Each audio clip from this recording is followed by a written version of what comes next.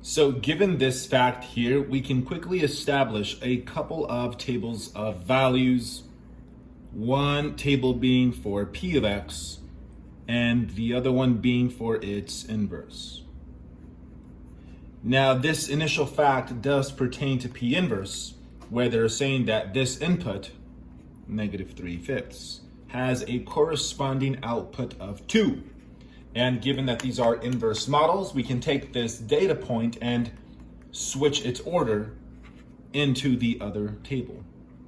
And this is good because from this table, we see that the point 2, that is a point that pertains to function p, which we can write down here again.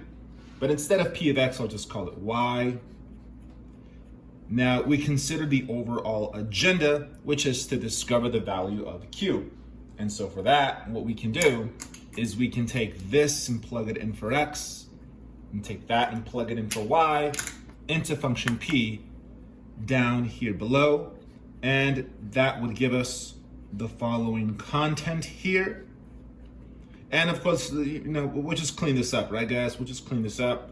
Multiply that, that's -14/5 plus q. We wish to isolate q, and so we'll add 14/5 to both sides. And it's awfully convenient that we already have a common denominator established. And so this is 11/5 equals q. And so final solution, final answer, q is 11/5. And for problem number 2, we can type in these equations. H of x equals 2, parentheses, x minus 2 to the power of 3. And what else we got? In the next box, we'll type in the equation for f of x. F of x equals, then we have a fraction. And in the numerator, we have 4 plus, and then we need a cubic root. So that means this here, a cubic root of 4x. And down below, we have a 2. So we have these graphs here to consider. And I mean, they look like they're pretty legit, but I mean, who knows? Let's see. So what we'll do is we'll create an XY pair.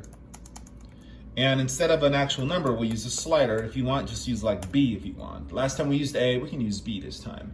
Now the Y coordinate, I'm gonna call it H of B. I called it H because one of the equations was called H. The other was called F. You can call it either or, but you don't have to do both.